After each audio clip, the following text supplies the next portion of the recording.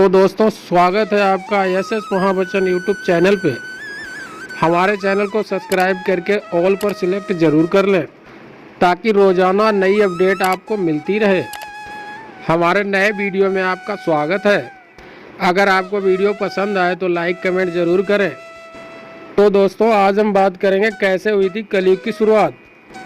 आइए वीडियो में आगे बढ़ते हैं। ऐसे हुई थी कलयुग की शुरुआत। भारतीय संस्कृति सबसे प्राचीन है। सनातन धर्म विश्व का सबसे प्राचीन धर्म है। हमारे पुराणों में 4 युगों का वर्णन मिलता है: सतयुग, त्रेता युग, द्वापर युग और कलयुग। कलयुग को एक श्राप कहा जाता है। क्या आपको पता है कि इस पृथ्वी पर कलयुग कैसे आया और कैसे हुई थी पृथ्वी पर कलयुग की शुरुआत? चलिए आज आपको हम बताते हैं। हमारे शास्त्रों में सृष्टि के आरंभ से प्रलय काल तक की अवधि को 4 युगों में बांटा गया है। वर्तमान में हम जिस युग में जी रहे हैं उसे कलयुग कहा गया है। इससे पहले 3 युग बीत चुके हैं: सतयुग, त्रेता और द्वापर। भगवान श्री राम का जन्म त्रेता युग में हुआ था और द्वापर में भगवान श्री कृष्ण का। कलयुग के अंत में भगवान कल्कि अवतार लेंगे और संसार में फैले हुए पाप और अन्याय के साम्राज्य का अंत करके पुनः धर्म की स्थापना करेंगे। रामायण में राम राज देख सभी का दिल करता है कि काश वर्तमान स्थिति भी राम राज जैसी हो जाए। क्या हम सबने कभी इस बात पर ध्यान दिया है कि ऐसे क्या कारण रहे होंगे जिसके चलते कलयुग को धरती पर आना पड़ा? महान गणितज्ञ आर्यभट्ट ने अपनी पुस्तक आर्यभट्टियम में इस बात का उल्लेख किया है कि जब वह 23 वर्ष के थे तब कलयुग का 3600 वर्ष चल रहा था। आंकड़ों के अनुसार आर्यभट्ट का जन्म 476 ईस्वी पूर्व में हुआ था। गणना की जाए तो कलयुग का आरंभ 3102 ईस्वी पूर्व हो चुका था। विश्व में मात्र सनातन धर्म ही ऐसा धर्म है जो दुनिया को ऐसी सीख देता है कि उसकी कल्पना भी नहीं की जा सकती। सबसे पूज्य धर्म सनातन धर्म है। जब धर्मराज युधिष्ठिर अपना पूरा राजपाट परीक्षित को सौंपकर अन्य पांडवों और द्रौपदी सहित महाप्रयाण हेतु हिमालय की ओर निकल गए थे, उन दिनों स्वयं धर्म बैल का रूप लेकर गाय के रूप में बैठी पृथ्वी देवी से सरस्वती नदी के किनारे मिले।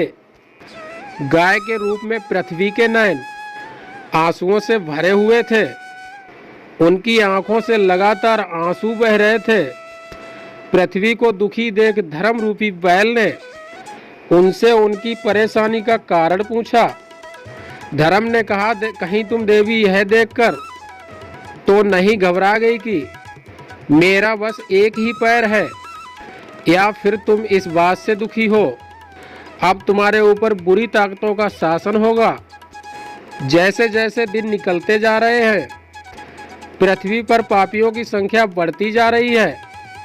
धर्म के सवाल का जवाब देते हुए पृथ्वी देवी बोली, हे धर्म, तुम तो सब कुछ जानते हो।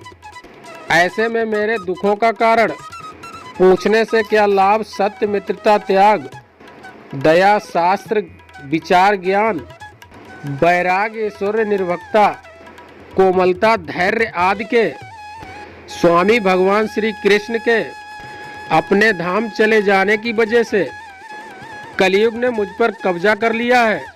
श्री कृष्ण के चरण कमल मुझ पर पड़ते थे, जिसकी वजह से मैं खुद को सौभाग्यशाली मानती थी, परंतु अब ऐसा नहीं है। अब मेरा सौभाग्य समाप्त हो चुका है। धर्म और पृथ्वी आपस में बातें ही कर रहे थे कि इतने में असुर रूपी कलयुग वहां आ पहुंचा और धर्म और पृथ्वी रूपी गाय और बैल को मारने लगा। धर्म के मार्ग पर ही चलकर इंसान सफलता पा सकता है। जो पाप करके सफलता प्राप्त करता है वो सफलता कुछ दिनों में चली जाती है। जहां पृथ्वी और धर्म वार्ता कर रहे थे। राजा परीक्षित उसी मार्ग से गुजर रहे थे। जब उन्होंने अपनी आंखों से यह दृश्य देखा तो वह कलयुग पर बहुत क्रोधित हुए। राजा परीक्षित ने कलयुग से कहा, दुष्ट पापी तू कौन है और क्यों इस निरपराध गाय और बैल को मार रहा है? तू महा अपराधी है, तेरा अपराध क्षमा योग्य नहीं है, इसलिए तेरी मौत निश्चित है। राजा परीक्षित ने बैल के रूप में धर्म और पृथ्वी के रूप में गाय देवी को पहचान लिया था। हर पापी का विनाश करने के लिए ईश्वर ने किसी धर्मयुक्त इंसान को बनाया है। इंसान अपनी अकड़ में सब कुछ गवा देता है। जब राजा परीक्षित ने उन्हें पहचाना तो उन्होंने कहा, हे धर्म, सतयुग में आपके तप, पवित्रता, दया और सत्य यह 4 चरण थे।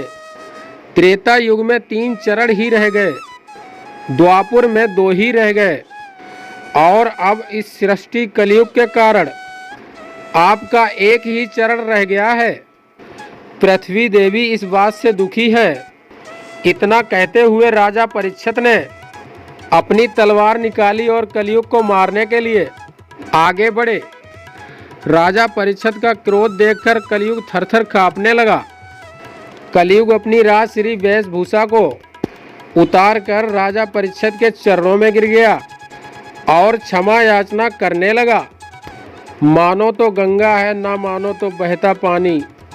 बहुत से लोग कलयुग को मजाक के रूप में मानते हैं। जब कलयुग राजा परीक्षित के पैरों में गिरा तो उन्होंने भी अपनी शरण में आए कलयुग को मारना उचित नहीं समझा और उससे कहा कि कलयुग, तुम मेरी शरण में आ गया है, इसलिए मैं तुम्हें जीवन दान दे रहा हूँ। किंतु धर्म, पाप, झूठ, चोरी, कपट, दरिद्रता आदि अनेक दर्दों का मूल्य कारण केवल तू ही है। तू मेरे राज्य से अभी निकल जा और फिर कभी लौट कर नहीं आना। कलयुग ने राजा परीक्षित की बात सुनकर कहा कि पूरी पृथ्वी पर आपका निवास है। पृथ्वी पर कोई ऐसा स्थान नहीं है जहां आपका राज नहीं हो। ऐसे में मुझे रहने के लिए आप स्थान प्रदान कीजिए। सनातन धर्म में यह रीत सदियों से चली आ रही है कि यदि आपके चरणों में कोई गिरकर माफ़ी मांगे तो आप सामने वाले को माफ़ कर दें।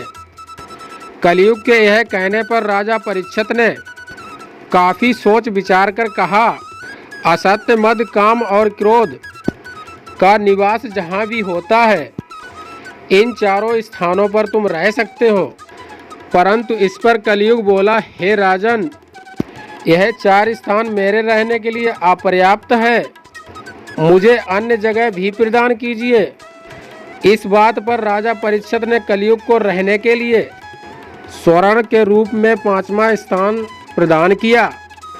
कलयुग इन स्थानों के मिल जाने पर प्रत्यक्ष रूप में तो वहां से चला गया, किंतु कुछ दूर जाने के बाद अदृश्य रूप में वापस आकर राजा परीक्षित के स्वर्ण मुकुट में निवास करने लगा और फिर उसी तरह से कलयुग का धरती पर आगमन हुआ।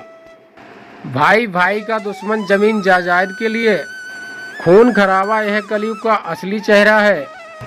मार्कंडेय पुराण में वर्णन मिलता है कि कलयुग के शासक मनमाने ढंग से जनता पर राज करेंगे, मन चाहे ढंग से उनसे लागान वसूल करेंगे। शासक अपने राज्य में धर्म की जगह डर और भय का विचार करेंगे। बड़ी संख्या में पलायन शुरू हो जाएगा। लोग सस्ती चीज़ों की तलाश में अपने घरों को छोड़कर जाने के लिए मजबूर हो जाएंगे। धर्म को नज़रअंदाज किया जाएगा और लालच, झूठ, कपट सबके दिमाग के ऊपर हावी रहेगा। लोग बिना किसी पश्चाताप के हत्यारा बनकर लोगों की हत्या भी करेंगे। इंसान अपनी सोच से सब कुछ प्राप्त कर सकता है, लेकिन कलयुग में इंसान की जो सोच है वे बस लालच और वासना से पूर्ण है। संभोग ही सबसे बड़ी जरूरत बन जाएगी। कलयुग में इस समय लोग बहुत जल्दी कसम खाएंगे और उसे तोड़ भी देंगे। लोग मदिरा और अन्य नशीली चीज़ों की चपेट में आ जाएंगे। गुरुओं का सम्मान करने की परंपरा भी समाप्त हो जाएगी। ब्राह्मण ज्ञानी नहीं रहेंगे। क्षत्रियों का साहस खत्म हो जाएगा और वैश्य अपने काम में ईमानदार नहीं रह पाएंगे। यह सभी बातें हमारी रोज़मर्रा की ज़िंदगी की आम बातें हो जाएंगी।